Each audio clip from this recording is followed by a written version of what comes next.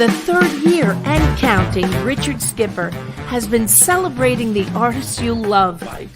And what are some of the things that you've really run out of time, and we've got to talk about your latest. I want to go back a little bit, first of all, and celebrate a true legend. Richard Skipper is all about celebrating life, art, and his guest body of work. And did you pursue performing opportunities while you were in high school? Please join us while he showcases these diverse and talented individuals. Here's Richard Skipper. Happy Friday, everyone, and welcome to Richard Skipper Celebrates. And today is our Friday wrap-up show. We're wrapping up the week. It's Good Friday. It's Passover. It's Easter weekend. It's a beautiful spring day here in New York. There's a lot to celebrate. It's National Anxiety Month. And boy, did I have a lot of anxiety. That's why we're a little late running today. Before we went live, my camera would not start. I've changed my colors scheme in the back. We've gone back to my blue curtains. The green curtains were changing my color palette with my face. Everything was making everything bright red. Everything was changing. But tonight, we're going to be celebrating the week we've just had, what we're going through. I know we've been through a lot this week, but what I want to do for the next hour is I want to celebrate the positivity. And there is a lot of positivity in the world. Anyone who watches this show on a regular basis knows that I'm all about positivity. And I'd like to celebrate two positive things that happened just before I went live today. One thing that happened was that I received two things in the mail today. One thing that I received was this incredible book, Hide Your Love Away. Some of you, I hope, saw the show that I did a couple of weeks ago when I had Rick and Robin on the show. And they talked, this book is incredible. And we may talk a little bit about this book a little later in the show, because that's worth revisiting again. And I also received this incredible gift in the mail today, Howard Tucker. Howard Tucker is not only a dear friend, but he is frequently here and watching the show. And he sent this unsolicited in the mail today. It's a Be Kind Everyday calendar. He knows me, reads me like a book. But today we're going to be celebrating not only the positive things that we've all been through, the wonderful people that are here watching today. I've got some incredible people waiting in the wings, people that I love, people that have made an impact in my life. And I reached out. Nobody knows who's coming on and when they're coming on. I'd like to say hello to Ron and Gary and Lisa, who are all waiting here in the wings. And I'd like, let's see, I'm going to pick someone randomly. I'm going to go with Lisa. And Lisa, our word for the day is independence. What does independence mean to you? Independence for me means being able to do what I want to do, when I want to do it, where I want to do it, how I want to do it, without having to get anyone else's permission. So that's the word for today. If any of you respond with the word independence, you will receive a special gift at the end of the show that we will be giving out. And I found this wonderful quote today: knowledge is exploding. So you need to commit yourself to a plan for lifelong learning. And that is what we're all going to be talking about today. So Lisa, I'd like you to pick a number 1 through 5. And the number you pick will determine who we will be bringing on first. And then once again, Howard Tucker is here. So thank you, Howard, for this incredible gift. I'm so excited. Lisa, as soon as your number pops in, we will know who my first guest is that we will be bringing on. So Lisa, bring that number on as quickly as possible, and we will bring that person on. So I'm waiting for Lisa. She's being a little slow. So Lisa, get the number here. I will pull a number. I will pull something from the calendar. Let's see here. Since today is April 15th, let me go right to April 15th. And let's see what the entry is. since the calendar just arrived. And we'll see what the random act of kindness is. Daily act of kindness. Next time it rains, pick up earthworms off the sidewalk and set them off the grass. Something I would be doing. So Lisa picked the number 3. And that means our first guest is Todd Schroeder. Hello there. Hello, Todd. How are you?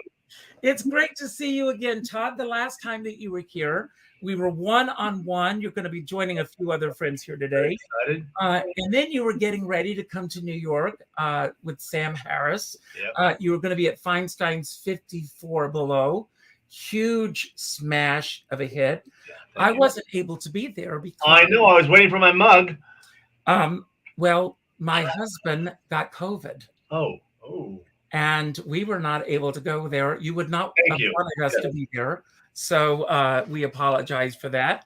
But I want to ask you, first of all, how did it feel to be back in New York at that time? That was obviously the first time since before COVID. And, I've been talking with friends and everything. And I was really, thinking, oh, it's going to be kind of quiet and shut down. It wasn't. The whole city was exploding. Everybody was out. There was such a great energy. And it was really reaffirming that things are coming back. And so it was really exciting to not only be in New York, which is always great, and great restaurants, but just to feel the energy of the streets again. Now, we talked about this incredible benefit that's coming up in celebration of your daughter.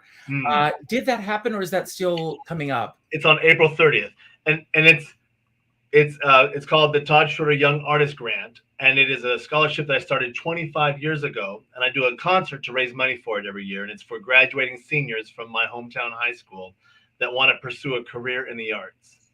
And so I do this concert every year to raise money for it. And this year, Sam Harris is coming up. Jason Alexander is coming up. An incredible artist named Jordan Hill, who actually, when I first started this scholarship in 1995, she was 15 years old and she performed in it. She had done the song from the movie Casper and had just signed a record deal with David Foster. And so she came up and performed.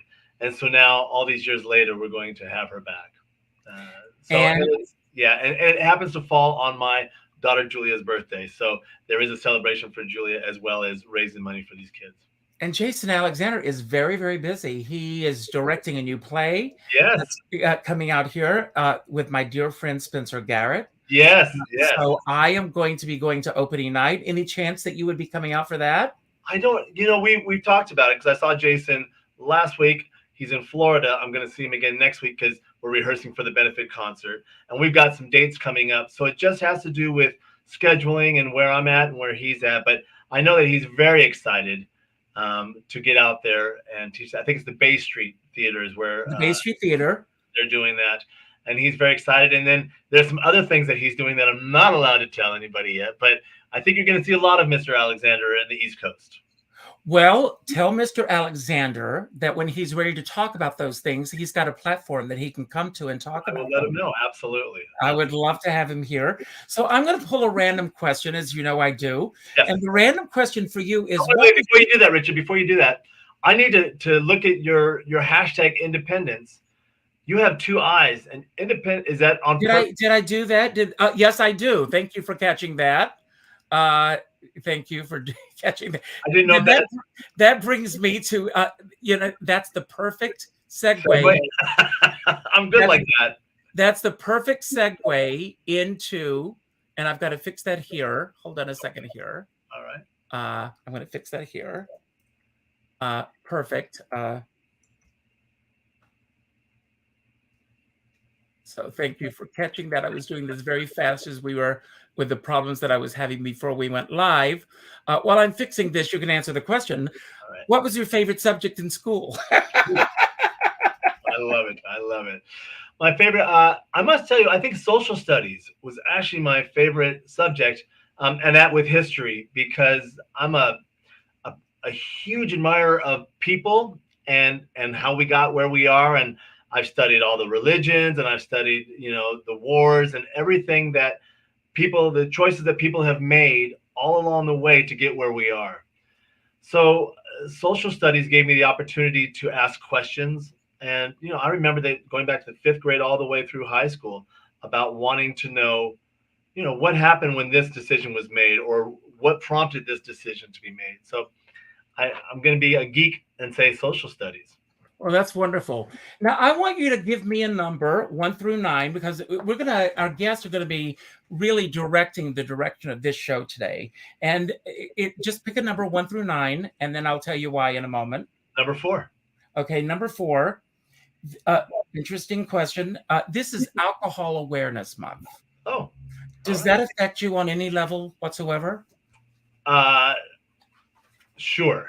Especially in this business, a lot of people that I've worked with have had issues with alcohol, and it's no secret that Sam Harris, this must have been about, I want to say 18 years ago, maybe not quite that long ago, realized that he was having troubles with alcohol and went into rehab and hasn't drank since then.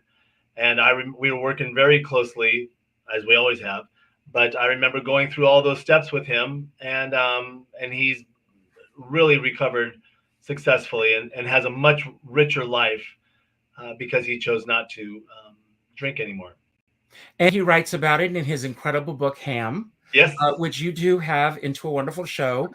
And actually, that's one of the reasons why I asked you to be on the show today.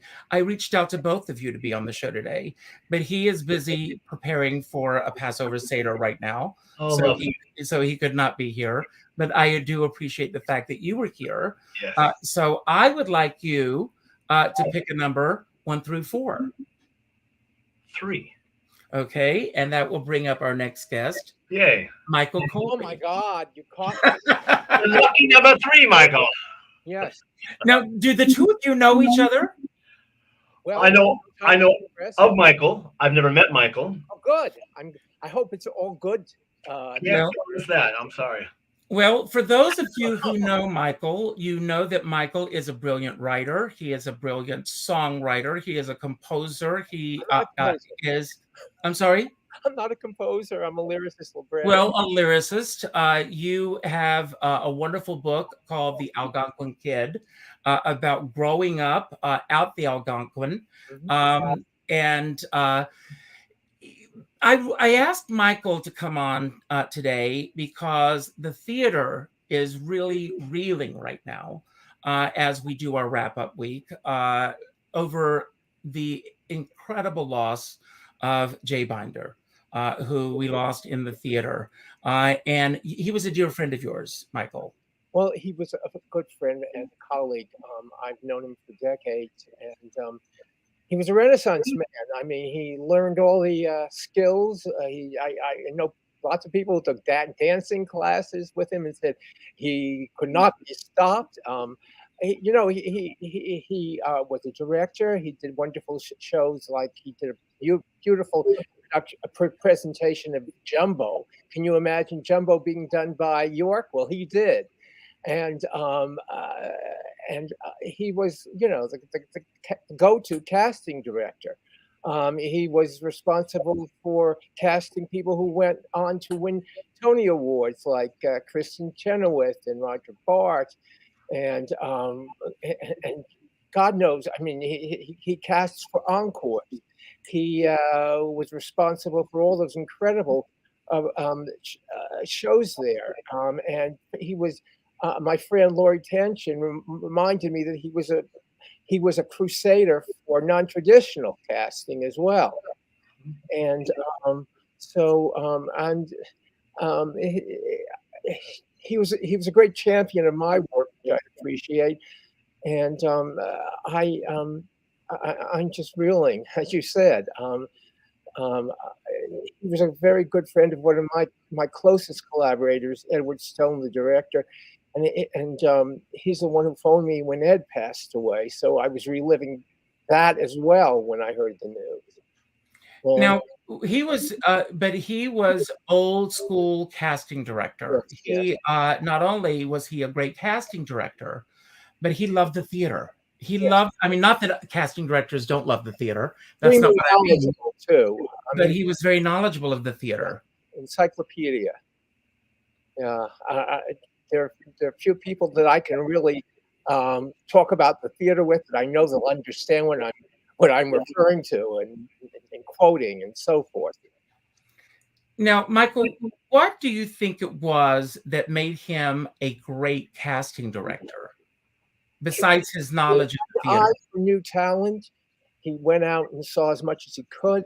For instance, when I did my showcase Tales of Tinseltown, we had a problem casting one person, and he got me Greg Mowry, who went on to become the lead in Starlight Express, and I didn't know him from anywhere, and I mean he's given a lot of people their starts and more and you know, people have their favorites, and I have to say Jay did too.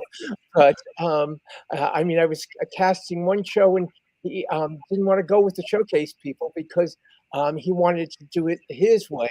And somebody that he said, "Oh, he's not the best you can get." 3 months later, he cast that person as the lead in a major off-Broadway show. Wow. Well, there was an outpouring of love, obviously, on social media today. Was there any post that you saw today that jumped out at you above all others? I know that Laurie's was amazing because it was really detailed in terms of his history. Well, he was not afraid to tell you how you dressed. Nancy Anderson. And Joan Barber. Nancy Anderson, she changed her outfits after that, and Joan Barber was cast in Beauty and the Beast because he liked her shoes. So, my God, everyone has their idiosyncrasies, and Jay made great use of them. Well, that's great. Now, I want to let you know that today is the start of Passover.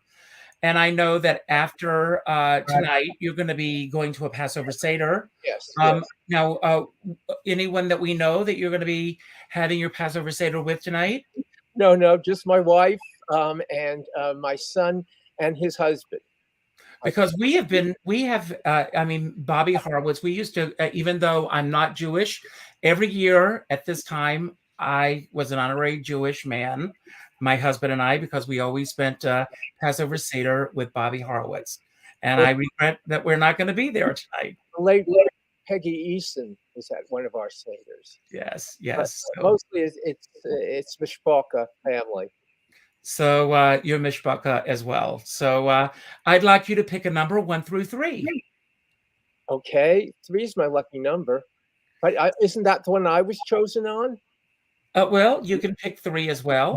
And that will bring on Rick and Robin Bragg Marcelli. Hello. And I am so thrilled. They were just here just a few weeks ago, as I said at the beginning of the show.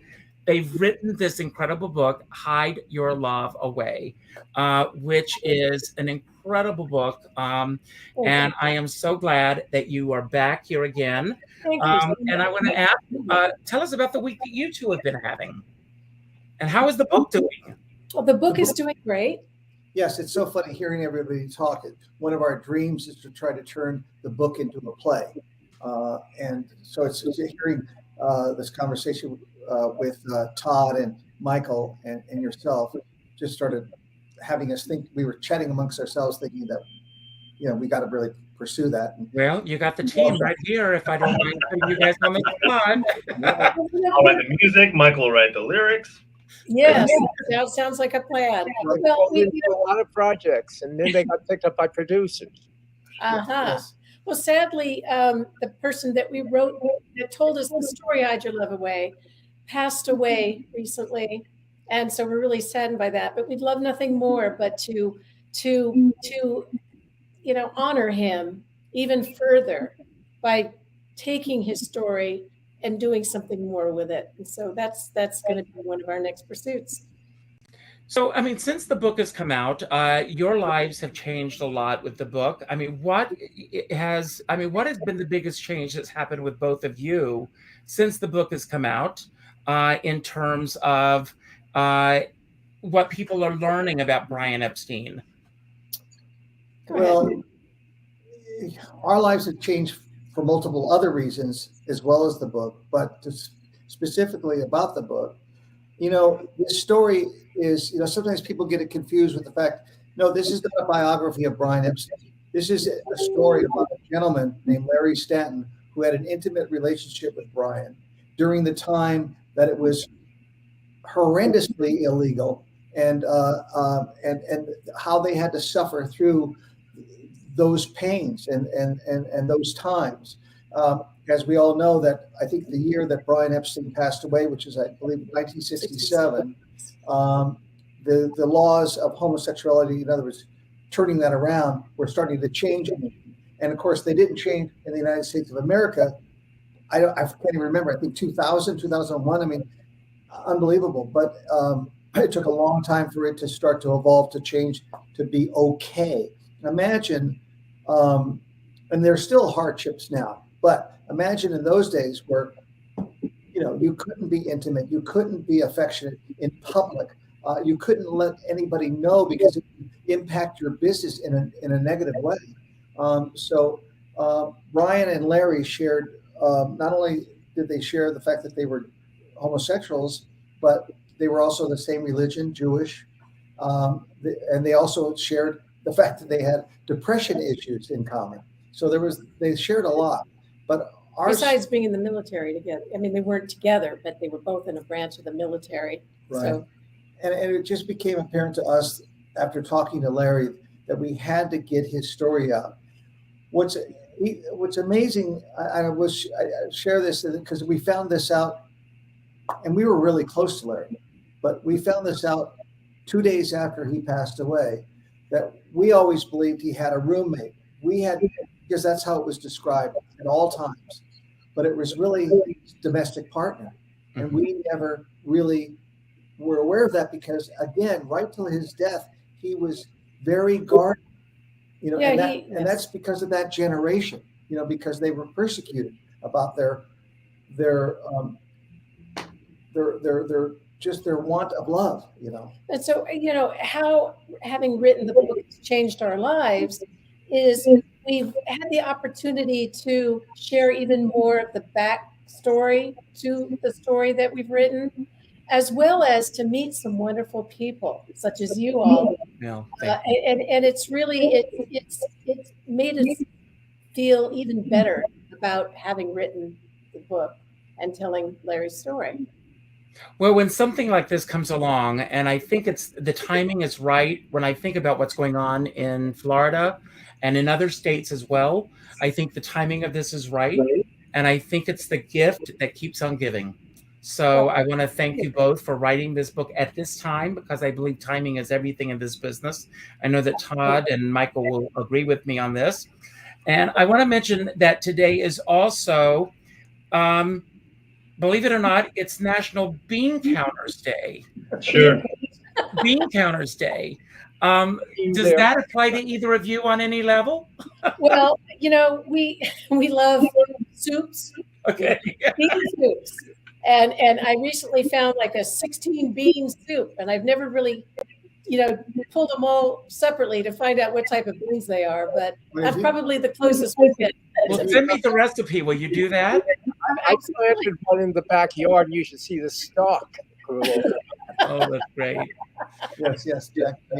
That's right. So, Rick and Robin, and you can decide who will pick. Pick a number, 1 or 2.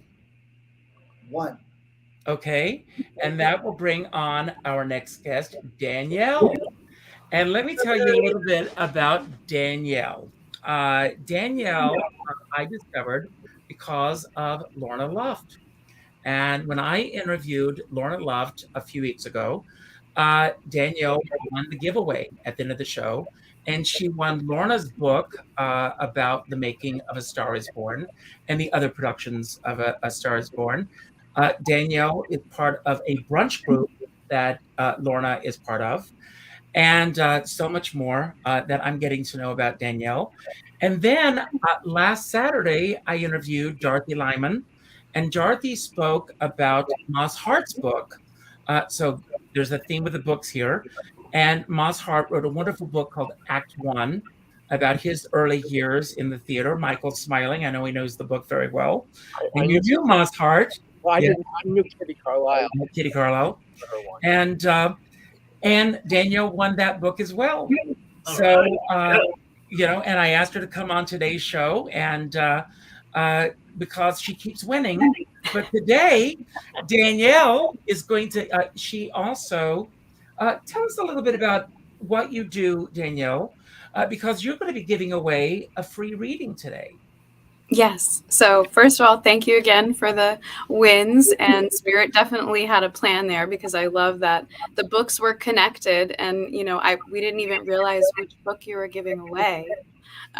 So Screenwriter of A Star Is Born, it was really perfect fit. But I am a medium and channel and energy worker. And I work with clients for over 15 years now. But I've been awakened in my gifts since my earliest memories in childhood. And much of my life has been about remembering past lives and working with people to connect with the other side, connect with spirit, raise their consciousness, etc. And I'm very proud to work with clients all over the world because of the internet. And the reading that we're going to be giving away today is one of the things that I do on my website, which is Spirit Animal Medicine mini readings, and connecting with animals to understand answers to our question, and also provide people with a guide that can continue to show up for them in physical form as that animal or as a symbol of that animal, and continue to work with them in answer to their question and in pursuit of their dreams. Fascinating. And I want to ask you, when did you first realize that you had this gift? Well, age 3, I have very, very conscious memories of connecting with spirit, connecting with angels, connecting with deity that I understood at that time, being raised Catholic. But really, ever since then, I did have periods where my family, was afraid for me being judged. And so I would try to censor myself. Even with past life memories and things that I had to incorporate, I would try to shut that down. But it was very clear to me from an early age that I remembered those things and had those connections, so that when I started doing readings and helping people, which I started at a very early age, I can have a vast array of experience and knowledge and empathy with all types of people in all types of situations. So even as a teenager, I would find that spirit would bring to me people to read, mothers who had lost children, because I could connect with and understand and help them through that experience.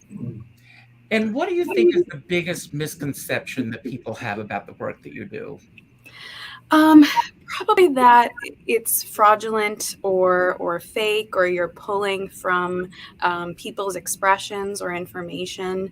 One of the greatest things about doing this through the internet as well is I can do readings just seeing people's comments live as they come in, having no prior experience and knowledge with them. So that really helps, I think, people to see that it's a true connection. And I think also the fact that people should be doing this type of thing completely for free is a misconception in the public, and with a lot of spiritual shaming and things. While I do love to help people for free and have a lot of different price point things, I've not been someone who's been able to really do other work, because spirit keeps redirecting me to this, because it's so important and helps so many people in ways that other things can't. So just like everybody else, we need to be able to support ourselves so that we have enough energy to share and help from overflow, and help inspire others in their growth and gifts as well. Well, just in the short time that I've known you, you just amaze me, and I think you're a brilliant person. So what energy are you picking up from this group that you find today? I feel a lot of vibrant energy from Todd, first off. Yes, I'm seeing a lot of magenta energy in your aura. So, yes, so that's... Is that good? That's very good. Okay. Yeah, that's very good. Magenta would be a lot about vibrance and blessings for new projects, new beginnings, is what your magenta is picking up. I'm also seeing hues of yellow in it. So that would be a lot about personal power. Yes, we also got yellow from Richard and our other guest. But I'm seeing yellow. So yellow is a sign of personal power, and also about empathy when a lot of empaths will have problems with what's called the solar plexus chakra, which is the chakra energy center system right above the navel. And that is an area of our personal power, of our expression, of our ability to take stock and ownership and credit for ourselves and our power and our gifts. And so having that mixed with the magenta means that you may need to shield out some energy from others. You may be too empathetic when you're working, and it might interfere with your ability to be in your full power while you're working. So working with that color yellow and even picturing some light come down and enter that area right above your navel might help you with that. Nice. Thank you very much. I will absolutely take that to heart. Sure. That's And great. if anybody has a question, it's a little bit easier to get information when there's so many people. If someone has a question, and Richard, if you're open to it, I have another thing open with the comments on YouTube, so those people can ask questions. Yes, if anyone has a question, by all means, pose the question, and we will get that. And I'm going to ask you also. Let's see. It is.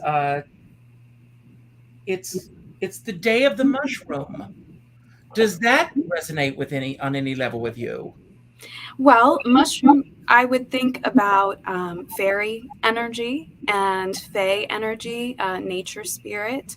I would also say it's a time when I know a lot of clients and a lot of people are connecting in with nature medicine in terms of microdosing with mushrooms. So there could be someone watching live or in replay that's been advised by their doctor or their health team that microdosing with mushrooms might be something good for their personal mental health. I'm deathly allergic to mushrooms. Oh, you're allergic to mushrooms. So I am going to bring on our next guest, but I want to let him know that he needs to align himself a little bit better because he's sideways. Can you? Yes. He needs to. No, he has flipped. He's gonna. Well. Oh, you gotta let us watch. See? There you go. Oh, yeah, he needs to You are sideways, David. rotate the image. And he's muted as well. Turn around, David. There you go. Yeah. And everyone, this is David Joseph. David, you're muted. You're muted, David. David, you're muted. David, you're muted.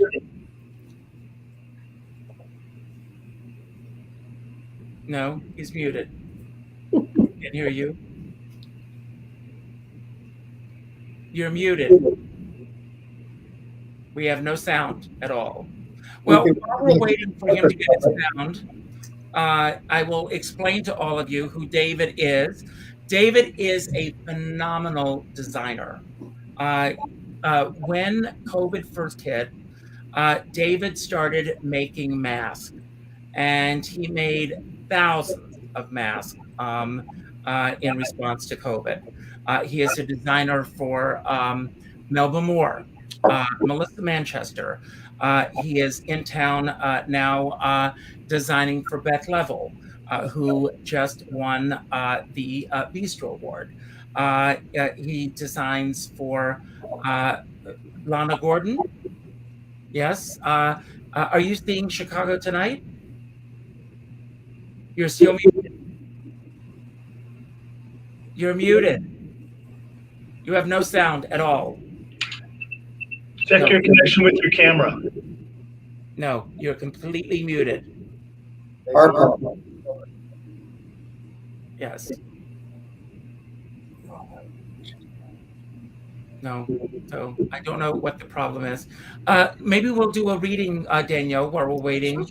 Why don't you do a reading for Rick and Robin? They just have a book that just came out, and do a reading for both of them. Yeah, that'd be fascinating. Sure. Do you have a question, or do you want just a general about the book or something else? Anything? It's on your own.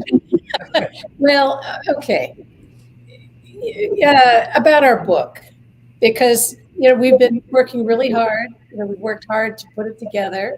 Enjoyed every moment of it, back and forth, and Rick and I were very good partners in writing, and it was our first partnership in writing, which was just really fantastic. So we learned a lot about each other and from each other, which was really, an adventure. And we're very happy with it all. So yes, something about the book and perhaps, future ventures that might come from this book. Okay. So the first thing I felt was actually also an older female relative in spirit that helped orchestrate this and helped a great deal during the book writing. I feel it's someone that one of you would not have met. So it feels like either a grandmother or a great aunt type of level in terms of generation. And I feel her very, very present in terms of passion for writing and passion for sharing information and wanting to also help get this story out there. Because even though I apologize, I didn't hear about the book until today, I already picked up on that there's generational healing that the book is contributing to. So that was something that was pre-planned in spirit. And so it's something that this older female relative knew about because of the fact that on that end of the family, they wanted to contribute to generational healing, as well as the subject of the book. There's generational trauma that's being healed by the sharing of the story.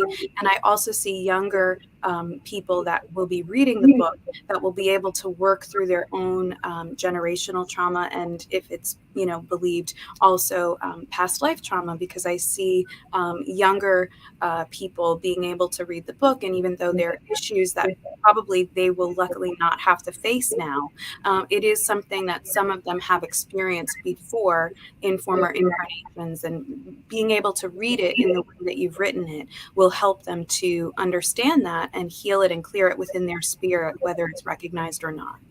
Oh, fantastic. That feels good. Thank you. And David? as far as future, I'm also hearing about a podcast. So I don't know if that's something that you're already doing or if you've discussed. That's something we're working on trying to get together. Wow. Okay. Well, that's a big thumbs up from Spirit. And I also feel take it even farther beyond the book. I feel like the rapport that you two established in your relationship by writing the book is going to help you speak to other things and other subjects through the podcast format. I would recommend, there's a podcast by one of my favorite writers, Martha Beck, and her wife, Be Wildered, I believe it is. But if you look up her Instagram, official Martha Beck, I believe, she has a wonderful book, The Way of Integrity. You'll be able to find, they do a podcast together as a married couple. And it feels like that would be something that would light the way for a little ways down the road after the subjects of the book are discussed in the podcast. Okay. Wow, Thank that's you. wonderful. Thank you very much. You're welcome. Congrats. David, are you want to speak? David, you're still muted. David, what I suggest is that you leave and come back. Close out completely and come back, and that might help. Okay, that would help. He was fine when we did the. I know. Huh. Sometimes if you open other programs during it, it can take the microphone. Are there any other? Okay, he'll come back in just a moment. And so as I do with my shows, I've got some random questions while we're waiting for him to come back. So I'll start with you, Todd. And who is the person that you have met in the past week? Because we're doing our wrap up. Who is the person that you have met in the last, let's say, 7 days, who has had the freest spirit beyond the people that you've met on this show today? I was just going to say, we got some wonderful people today. And Danielle, thank you for sharing your spirit with all of us. My and your pleasure. knowledge. It's interesting. I did a show last night in Long Beach, and the woman, the executive director of the organization that brought us in, never met her, don't even know her last name. Her name was Megan. And she was really something else. She walked into a room and it just lit up. And I don't know her power in the organization, but she was in charge. and friendly and comfortable and confident. And it was really, really, you meet those people that kind of go, whoa, well, that's something else. So I would say, Megan, whatever your last name is down in Long Beach, thank you for inspiring me this week. Yeah. David? Can you hear me, please, dear God? Yes, we can. Yeah. Yay! Does that work? Okay. David I Joseph, get myself everybody, who kept us waiting. Yeah. We can hear you what's now, funny, David. Richard, while everyone was being interviewed, my whole screen went black. Then you all came back, and when I came back in the little corner thing, I was crooked. But I didn't do anything. It's a ghost. Yes, as I said, it was the anxiety. It's National Anxiety Month, so it just a little anxiety before you start. So welcome. So tell us a little bit about the week that you're having, because I live vicariously through you. I know you are. Yeah, the week has been good. We just got back from London. We had a COVID scare, which ended up being a fake COVID scare because we tested positive, but we really were negative. Came to New York, and I'm working with all my fabulous ladies. And tonight, when we're done with this interview, we meet with Beth Level, and I'm doing some fittings with Beth for a few pieces, and then we go over to 54 Below. But can I tell you something we did last night? And Richard, our mutual friend Lana Gordon, who was in Hadestown as Persephone, has now leaped over to Chicago as Velma Kelly, starring with Pam Anderson. Pam Anderson. All that, and everyone rolls their eyes, and everybody groans, and people hate stunt casting. Well, after 25 years on Broadway, you got to do something to keep the audience going. And can I tell you, she's Pam phenomenal. Was flawless. She was delicious. She was irrepressible. She was as confident. She didn't hold back. She hit every note. It was a great night of theater. And I'm glad to hear that. That's wonderful. Yeah, and we get to see Lana after the show, and just these beautiful, beautiful young people that are in my life, and older people. I mean, look, we were with Melba Moore all day yesterday, dressing her for her upcoming tour, and Melissa, everybody, it's just remarkable. I feel all the work in my life and all the blessings have come to fruition. It's all culminating. It's all coming together. Yeah. And I want to talk because I mentioned, I don't know when you were muted, if you could hear us, but all the work that you've done, and God bless you, with creating all the masks when COVID first hit, and how that all started. How many masks do you have an idea of how many masks you created? Oh, yeah. Well, let me one thing about Danielle. Danielle, when you were talking about fairies, I thought, oh, that's why they saved me to last. That was the perfect. I think we have a few fairies here. I'm definitely one myself.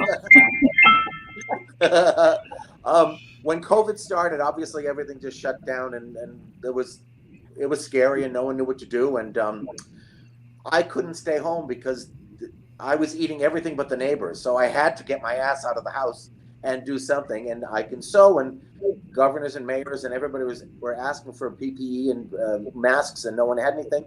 So we just started. I got a pattern from the Beth Israel Deaconess Hospital, and we started making masks, and honestly thought that, we'll do a week's worth of masks, make about 500 and be done with it, and COVID will be over. Well, 20,000 masks later, we made 10,000 on our own that we donated. We did a big GoFundMe about 2 weeks into COVID and raised about $21,000 in 24 hours. And with that, we had 30,000 masks made in Fall River, which we then donated to all the hospitals and the policemen and everybody that we could do. Then, of course, we made the Richard Skipper masks. The Richard Skipper Celebrates mask. Yeah. But, and then different fabulous women that I work with, like Beth, and were concerned. They were like, well, how are you going to survive this year? And I would like to buy masks for my friends from you. And it was awkward. I didn't want to make money from COVID, but I had to also survive. And all the wonderful women that I work with, Amy Spanger and Mary Callanan and Melissa Manchester and all these amazing ladies, let me do their likenesses on fabric, a collage of their careers. And from that, we created masks, and we donated to their charities. Everybody won from it. So, we all got a little piece, and everybody stayed safe, and the masks are really safe. And now the last thing we just did was a mask for honoring the people of Ukraine, and we donated all the money to UNICEF. And now good for you. It's fantastic. we're done with masks. Now it's all about my brides and my mothers of and my Broadway girls again. Good for you. Well, David, today is also National Eggs Benedict Day. Are you an Eggs Benedict fan? Oh, dear God. Have you seen my belly? Oh. My Dave favorite. loves Eggs Benedict. Do you make Eggs Benedict? Of course I'm an Eggs Benedict. I'm an Eggs Benedict fan, of course. Yep. Okay. Yep. Great. We just came from Junior's and just had matzo ball soup. Oh, wow. And they make great matzo ball soup. So I'm going to get back with this round of questions. And Michael Colby, Yes. what do you consider the most valuable quality in a friend? You talked earlier about Jay. He was, you had a professional relationship with him. Yeah, Would you consider him a friend? I consider him a friend. I have many friends, and I'm very fortunate. And what makes a difference is if you can tell them things you can't tell anyone else. You can call them at any time, and they're there for you at your shows, and they'll come back when the show comes back. I know that here. I'll put in a plug that all my friends are coming to see the launch of the CD, Maureen Taylor's Cosmic Connections, the lyrics of Michael Colby, at Don't Tell Mamas on the 26th at 5 p.m. And they'll be going to Bay Street when the musical Dangerous has its workshop in the fall. So the ones are there when you really the house is going to be empty. Those are my friends. That's great. And Maureen Taylor will be here on the 21st. You do know that, don't you, Michael? No. No. Yes. So she's going to be here on the 21st talking about that. So it's great. Rick and Robin, what kind of a relationship? Well, we talked about this before. So reiterate this again. The relationship that you both had with your parents, and I know, Rick, obviously the relationship you had with your father, and they were very supportive of both of you growing up. So if you can reiterate that story, this question came up during your own show. So if you can talk about the relationship you had with your parents. Well, I had a wonderful relationship with both of my parents. There were a few struggles at one point in our life, and that was because, well, first of all, let me say my mother, concert pianist, very talented and very smart. There was always music in our house. I loved it. But my father also played the piano, and he would sing, and so it was just that part was just really happy and wonderful as I was growing up. And they both introduced me to the arts as well. And it wasn't until I was probably about 9 years old, found out that my father, who obviously was bisexual because I have siblings as well, there are 4 children, but decided that he was homosexual. That's what made him happy. And he was with his partner for about 35 years before, they both passed away. And they were, my father's partner was, like a mother to me and a father as well. It was just really fantastic. And so my father gave me freedom, gave me independence, exposed me to everything he could, and said, go ahead, explore and try different things. And whatever makes you feel good, that's wonderful. And I support you all the way. He was always there with me, always there for me.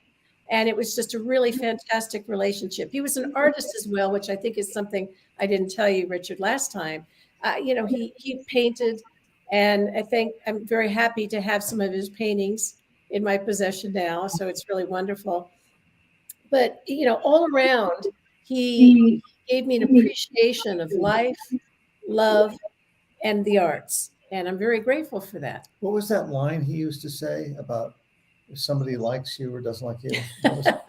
Well, I guess there's a few ways you could take it, but he would say, remember, it's not your problem if somebody doesn't like you. It's their problem. So Well, my grandmother used to say, "What someone thinks of you is none of your business." yes, all Yeah. in the same line. So, would you like to say something, Ray? Well, I had terrific parents. They, from, well, they put me in show business when I was 6 years old. So that's the only thing I've ever known my whole life. I mean, starting at 6, starting off as a child actor and doing that till I was about 15. And they were very encouraging of show business. They didn't care really about my education or my schooling. I mean, even though I did go to school and all, but they were more about, the show must go on. And I remember as a child doing a play in LA and having a fever of 102. And they said, no, you got to go on. The show's got to go on. And I sort of learned, I might not live by that rule so much now, but they instilled a lot of great things about in my life that I still live by. One of the things that I took this straight through when I as a personal manager and what have you, but that I would never chase after money. And my pop would always say, don't chase after money, let money chase after you. And how you do that is creating the best product and being the best person you can be, and it'll come to you. And I've always believed that's true. People would be marveled at some kind of deal I made for David Copperfield or something. And it wasn't that at all. It was the fact that I set him up, made him look so good that people were too embarrassed to bring me a bad deal. They've always brought me a good deal. So, and that was with each and every client and each and every situation that I have been fortunate to deal with. But my parents were everything to me. When they passed away, it was devastating to me. But I feel it's interesting that about 6 months after they passed away, they're still with me. They're in the room. They know what I'm doing. I know it might sound corny or whatever, but this is Ask what I Danielle about that. Well, for both of us, we both feel that our parents with us and giving us some guidance all the time. And it's, there's little signs that we'll hear every once in a while, a favorite song or somebody saying that they used to say as well. And that just touches our heart and we just feel comfort. I will tell you, my grandmother, who lives inside here, her favorite song was Moon River.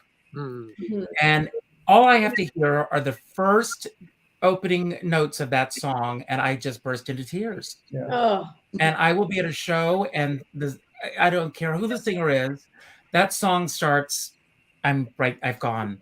Yeah. that's what Someone to Watch Over Me does, because that was my father's favorite.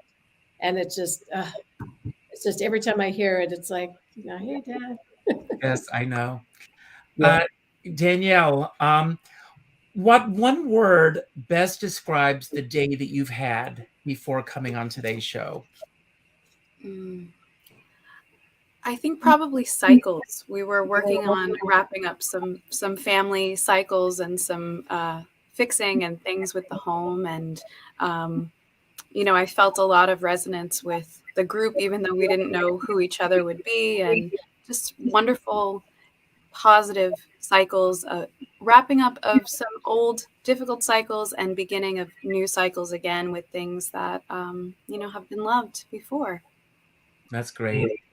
And David, is there a memory that really forms everything that you do with the work that you do now and the way that you live your life moving forward?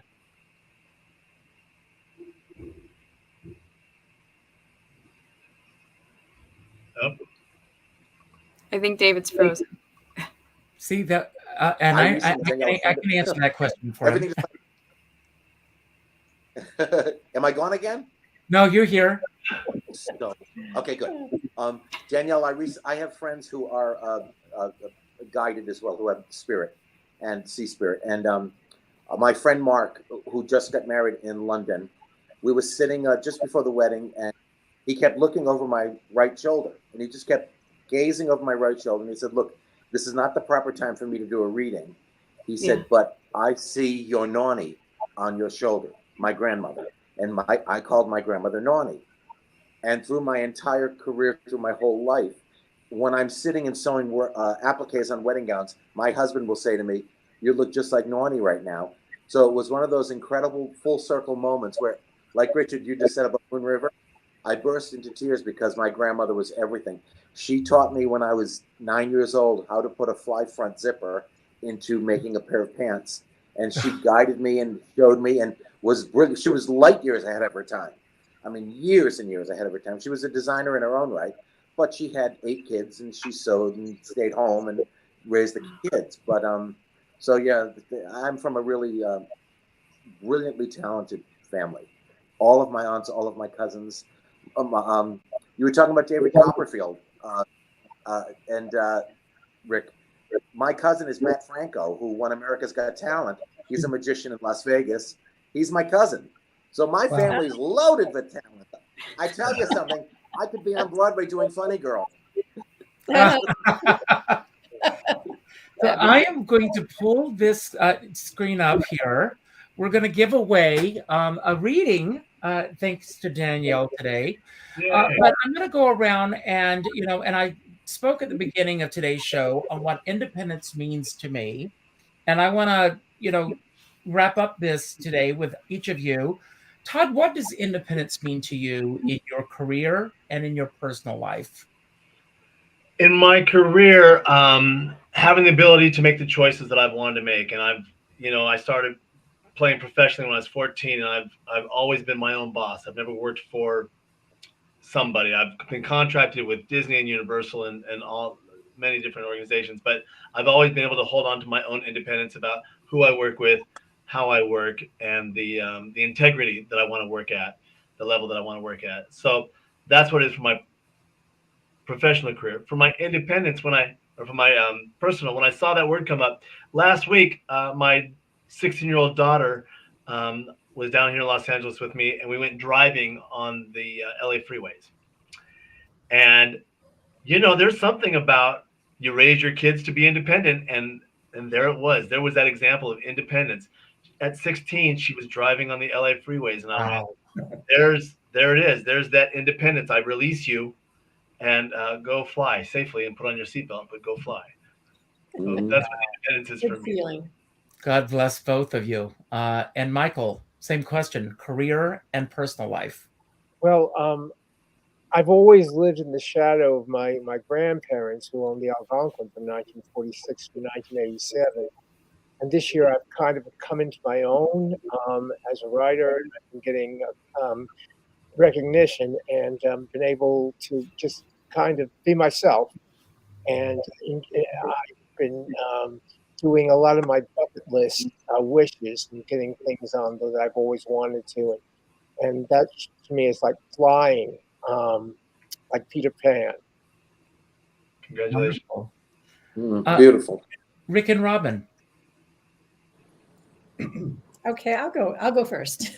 Well, for independence for me and career, I've had some wonderful experience with people I've worked with and people I've worked for in the areas of business and management at UCLA and UCLA Extension. And one of the things about lifelong learning, UCLA Extension has a wonderful program for younger generation and older generation as well. But throughout my whole life, I continue to take courses to learn and to grow. And I love that independence and being able to do so. I love the fact that, in personal life, the opportunities to do what we want to do when we want to do it. The same things you said earlier, Richard, spot on. That's great. And really that wraps it up. Great.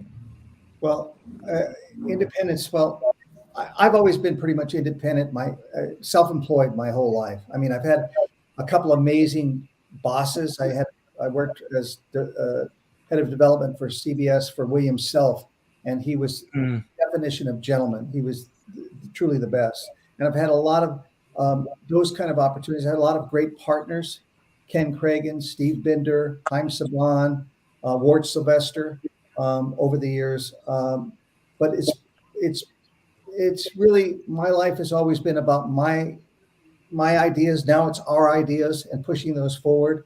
But I must tell you that independence also has something to do with freedom of speech, and I'm all for freedom of speech. And I mean, I want to hear the good, of course, but I want, it's okay to hear the bad. I want to hear it all. And I don't want anyone in the whole world to be shut up or shut down. And I think when I see the word independence, I see the Second Amendment of, and I think that we've got to really embrace that and keep it alive, so we can be free to express ourselves, no matter what it is. As long as it's not hurting anybody. Well, as long as it's not hurting anybody, but I think we can all recognize what the truth is. When somebody's preaching something that's wrong, we know. Mm-hmm. But I don't want to shut anybody down. I want to keep it all out there, so I'm not surprised at any moment. So, but that's about it, I guess. But communication is important. Yeah, communication. Thank you for that, Danielle. Well, first, to speak to what you just said, in my line of work, we have something, a phrase to say, take what resonates and leave the rest. It's a great way to have everyone share their truth and understand that we're not trying to project it out there as anyone else's truth. It's just an option if anyone else would like to believe that and recognize that they resonate with it. So I think that's really important. But independence, as far as career, I would say it's a lot about forging my own path, finding new ways to present what I do and to reach more people and help people, whether it's doing readings or connecting online or creating energy art, which is, another thing I like to do with my gift. This is a lot of new ground for people, and more people are interested in this than ever. So I'm really proud to, continue to find that independence and that new path and help other people come into their empowerment. Because one of the things that I really dislike about the business is in the past, there's been a lot of codependency where people can sometimes get addicted to this type of work or, not trust their own intuition in favor of going to a reader. And that's something that I've always worked against and love to help people find their own ways to connect, like the signs you all were talking about before, so that they know that everyone is connected. We're all just helping each other from different levels. And then as far as personal independence, something we haven't discussed yet is I was actually wheelchair bound for 10 years because of an accident. Yeah. And I got myself out of the wheelchair. My doctors really didn't help much in that because they weren't sure what to do. And so with perseverance, I was able to. Bless you. Wow. Congratulations. Thank you. Wow. Yeah. Well, I've got an offer for you in just a few moments, which I'm going to present in a moment. And then David. Independence. It's almost a scary word these days. I've been blessed with, like all of you folks, in my own career, being my own boss my whole life. So I've been doing what I do for 47 years. So I've independently done everything really right and unbelievably wrong at different times. But independence, as far as the way the world is right now, it's kind of a scary word right now in America because we don't know what's going on or what's going to happen in the future. But I have faith, and I can only live my life in my own truth and live it independently. There you go. That's great. Okay, we're going to give away a reading, and let's see who is the Danielle. I want it. What's my aura? Well, get my contact info from Richard. We'll talk. Yes, that's great. And I am. Let's see here and Pam Stubbs. Pam shows up and she wins a lot. I will put you in touch with each other. So congratulations, Pam. Don't go anywhere, everyone. I want you to stick around for a moment. And David, you're on your side once again.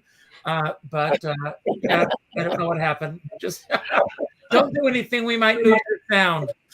Horizontally speaking, he's at his very best. That's right. That's right.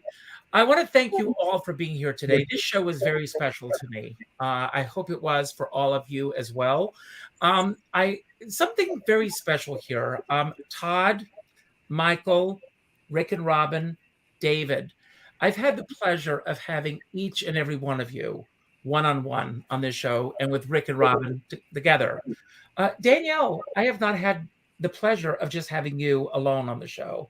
I would love for you to come back and do I would love an that. hour with you. So stick around after the show and we'll pick a date and time and we'll make that happen.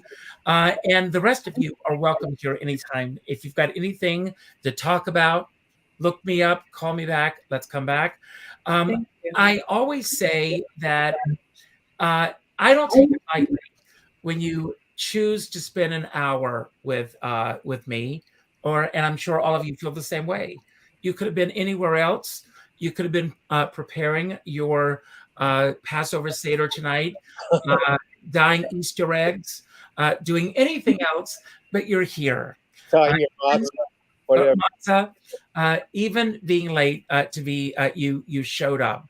So that means a lot to me. Everyone who showed up, thank you, thank you, thank you. Richard, can I just interrupt for a quick second? I just want to say thank you to you. Your support is amazing for us personally and professionally. And I don't know if you hear that enough as a feedback, but we are so grateful for you. Yeah. Thank you so much for what you offer to all of us. Well, thank you for that. For such incredible insights. Well, thank you so much. But just to continue, thank you. And you're all going to have a moment to have your final word. I'm not finished yet. So, but with each of you, even though you've left comments here, after the show, if you can go to YouTube and leave a comment, what that will do is that will raise the ranking of this video.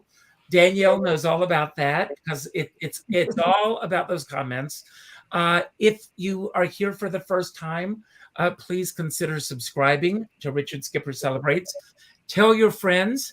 I'm here with this show every Friday afternoon at 5 o'clock. And I also want to let you know about a very special show that's happening on Tuesday night that I'm very excited about. When I was a kid, one of my favorite entertainers in the world, she still is, was Sandy Duncan. And when I came to New York in 1979, Sandy Duncan opened on Broadway in Peter Pan. And I went to see her on Broadway. And even though I was 18 years old, I sat in the theater and I cried when she flew over my head. Well, on Tuesday night, Sandy Duncan is interviewing me on this platform. So if you're all available to come back Tuesday night, I have no idea what she's going to ask me, but she said she's fascinated in knowing my story, which thrills me to no end. So please come back Tuesday night as Sandy Duncan interviews me. Thank you all for being here. I end every show by telling everyone to go out and do something nice for somebody else without expecting anything in return. If you see the earthworms on the sidewalk, put them on the grass. That's Howard Tucker is teaching me to do. Howard Tucker, thank you for the gift. If you can all go out, and this is what I want you all to do. I want you to go to Amazon.com, or I want you all to go your favorite bookseller, and I want you to order 2 copies of Hide Your Love Away. Don't hide your love away. Order Hide Your Love Away. Yes. I want you to order 2 copies, keep one for yourself, and then I want you to go to your Facebook friends list, and I want you to reach out to the 6th name that pops up, and I want you to send a copy to that 6th person. And then I want you to call that 6th person, and I want you to tell them that you just ordered a copy of this book for them. And I want you to tell them what your love for them means to you, because we don't do enough of that. What I saw today with Jay was all these people telling everybody else what Jay meant in their lives, what he meant as far as their careers were concerned, what he meant as far as their lives were concerned, what he meant as far as how he changed their lives. Wouldn't it have been wonderful if those posts were on there 2 weeks ago so that he could have seen those posts? We don't see enough of those posts. And that's the message that I hope that Jay's passing will impart to all of us. We need to do that more often instead of waiting until someone passes away to do those posts. So that's the message that I want Jay's passing to bring with all of us. And that's where I want to leave this show today. My dear friend Sean Moniger always says, we're all in this together, but we're not in the same boat. You never know what someone else is going through right now. And as I end the show, I always say, if you're going to go out in a boat, make sure you bring a skipper along. So I'm going to give each of you a chance to have your final word. Anything that you want to say about anything that we talked about today that you want to build upon, anything that we didn't talk about that you wish we had, or just any final message that you want to leave everyone with right now. And this is how we're going to do this. I'm going to give each of you your own independence. So I'm going to start with you, Todd. And then when you finish, you pick whoever you want to have the next message. And then when that person finishes, you will pick the next person until there's none. And then when the last person has the final message, don't worry about how to end the show, because when you say goodbye, the final credits will roll, and then go out and spread love in the world. That's my message for today. And I wish you all a happy Easter, a happy Passover. And remember, this is a time of rebirth and spring and flowers. I know Robin loves her gardens and her flowers. So good night. And Todd, you've got the platform. And Danielle, stick around after the show. Well, as I said, thank you to Richard for being so supportive. And it's been so great to meet all of you. And I'm going to now stalk all of you and find out everything I can about all of you, and do what Richard did, which is support all of your endeavors. And please stalk me and support my endeavors. I was going to say ditto. Yeah, I love that we have this forum all together. It was nice doing the one-on-one, but being all together, it really reminds us the sense of community and how important it is that all these different walks of life, we come together and inform and enrich each other. So thank you to all of you. Thank you to Richard. And I feel very blessed today. So have a great one. Thank you. Michael, you're on. Okay. I want everyone to celebrate this holiday weekend. We've had a drought of family getting together. And I know everyone can't do this, but I'm grateful that there's so much to celebrate and so much family to be with, and so much hope for the future with this weekend of resurrection and emancipation. Rick and Robin. Go ahead, Robin. Well, first, I wanted to share something with you all, and that is, about a week ago, I was outside watering the plants, and I saw this cute little thing flying around. You know, God's creatures are just amazing, and it looked like a hummingbird, but not quite. Looked it up, and it was I think it's a striped hummingbird moth. It was just so unique and flying around eating nectar from all the flowers. And so they said that it's rare to see them. So I called them, you know, when Danielle mentioned fairies, they were my little Tinkerbells. And it was just, it was just, you know, made me feel really happy.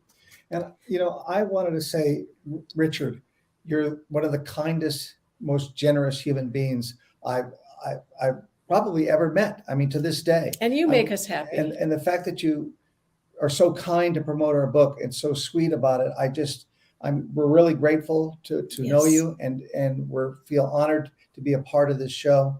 God bless you. Happy Passover to everybody, and happy Easter to everybody. And today is Good Friday. I guess it's been good for everybody but Jesus. But God bless everybody. Yes, and thank you. Thank wonderful, you. wonderful group. Let's go to David. Wonderful.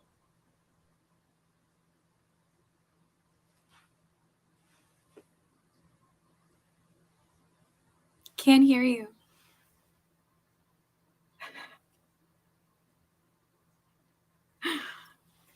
Okay, I guess it's my turn. Sorry, David. So I wanted to speak for a second to what Robin said, which is that's beautiful about the story about the hummingbird moth. And it's so in line with what we were drawn to give away today, which is the spirit animal medicine mini reading, I'm constantly amazed and surprised by the depth of the messages that spirit animals can bring through for people, which is why, I offer that as well. It's a great sign for rebirth, and hummingbirds themselves are wonderful signs for good luck and good fortune. So in combination with the moth there, it's a sign of good fortune and a positive rebirth, which is a wonderful thing, especially now in this season. And I also wanted to speak to what Richard said about not waiting until people pass away. For anyone who's listening, something that I've been very blessed and guided to do with my clients from the beginning is to help them find symbols with their loved ones, not only in spirit, but their loved ones before they pass away. I've worked with the dying, and I always advise people, if you are fortunate enough to know in advance that someone is going to pass away, or even way in advance, have a conversation with your loved ones. Pick out signs and symbols where you can connect with each other from the other side after one of you passes away, because it really helps our mind to take that symbol on and to believe in it, so that we don't have to do so much of, as they say in the theater, suspending the belief. And when the sign does come through from our loved one in spirit, we already have a baseline, having spoken about that here in the physical world, to believe it, and then we could recognize them faster in spirit, and we can continue the connection more fluently and more frequently. So I hope that helps anyone, who's struggling or has had a loved one be diagnosed with something. And even if your loved one has already passed away, everyone was wonderful in speaking about symbols that they already know and recognize from their loved ones. It's never too late to pick those things out. And while I would love to work with any of you, you don't need someone like me. There is always connection available to you, and spirit and your loved ones and your higher self will always make a way. So thank you so much, Richard, for having me. Anyone who was interested in the readings and didn't win like Pam did, you can find more on my website, which is damseldesigns.com, DAMCL designs.com, or you can connect with me at These Enlightened Edits. I'm mostly on Instagram for that, but I have some content here on YouTube as well. So I would love to connect with you. I have a live group reading tonight, actually later tonight. So if you really want to work together right away, you can hop in there and buy your Zoom ticket if you would like. Otherwise, you can catch up for more information through my website and my social media. And I hope to see you again another time and answer more of your questions as well. Blessed holidays, Ramadan as well, I don't think we mentioned. So blessed Ramadan, Easter, and Passover, or absolutely anything you celebrate. And I wish you lots of love. Thank you.